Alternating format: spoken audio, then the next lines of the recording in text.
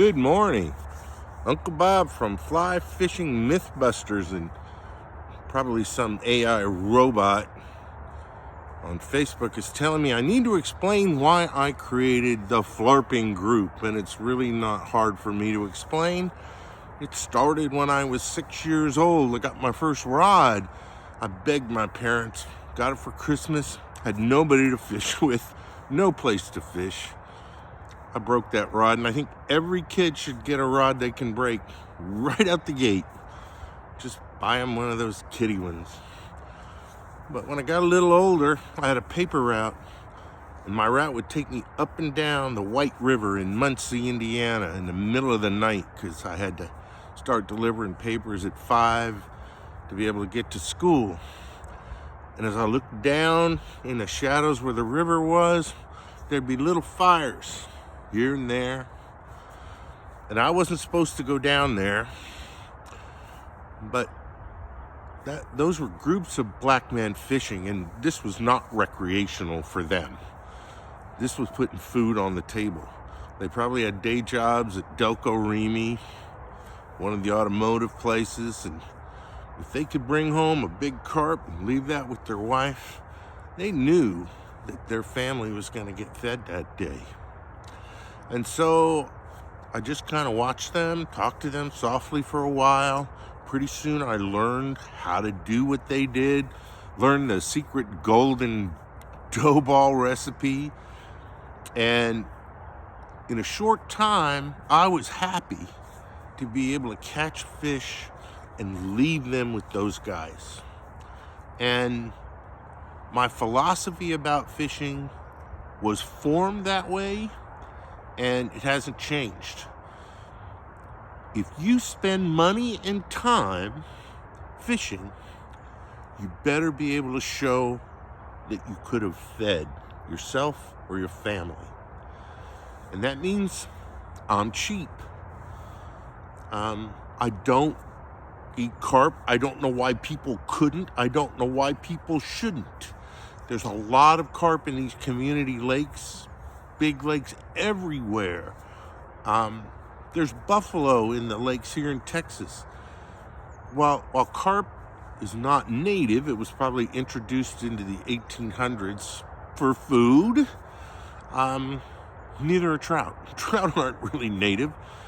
We create very artificial situations like tailwaters and stuff for trout so people can catch and release them. That's getting a lot worse. Most of the good trout rivers, the billionaires have bought up. It's all private land, and they lease it out, right, to the guide shops and the drift boats. And most of the fishing that their clients do is with a thingamabobber and a couple of flies, and they're just doing this. They're taking advantage of the fact that they got limitless drift. There's no skill in that. A real fly fisherman knows introducing drag-free drift is the key, and it is tricky.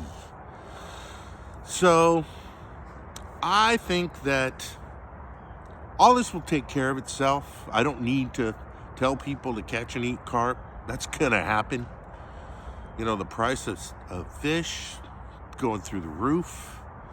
And if you look at the history of eating carp and eating buffalo, some people think it's the best fish you can eat. Asians, Eastern Europeans. Okay, so in a little while, I'm going to do a quick casting video, but I'm going to show you how my philosophy of if you spend money, you better catch fish. Okay, so this is just a cheap graphite reel. I don't even know where I got it. For trout fishermen, all the reel is a line holder. You can spend hundreds of dollars on reels, and all you're buying, right, is vanity. That's it. This is a Match Catch 3-weight ultra glass, and one of my number one subscriber said, well, why don't you look at Match Catch? I got 2 rods. I will tell you there was a defect right there on that cork handle. I just filled it in right with some E6000, which is a super clear glue.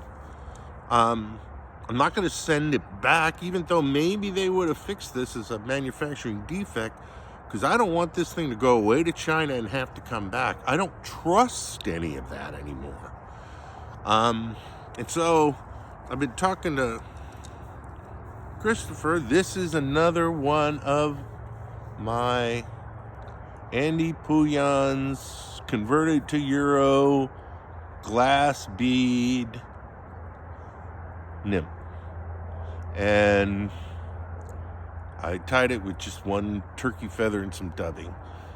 And I think it'll fish fine. I think it looks like a Euro nymph. The Euro guys, the big number 1 fly they use is called like Waltz Worm or something, and it's just a gray thing with a heavy bead. Okay, so coming down, and again, remember, I am super cheap.